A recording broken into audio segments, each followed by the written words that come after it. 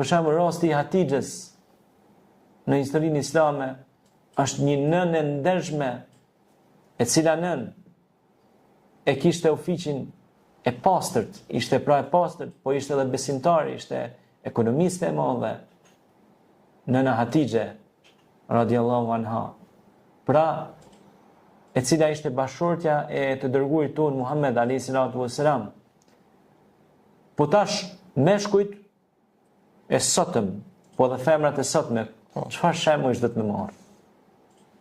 Që të jenë shtylla edhe të jenë përparimtar për familje. Për shembull, gratë e sotme duhet me marr shembull Hatixhen radiallahu anha, e cila ishte tregtare e suksesshme, e pastërt, e fjalës, besnike, besimtare.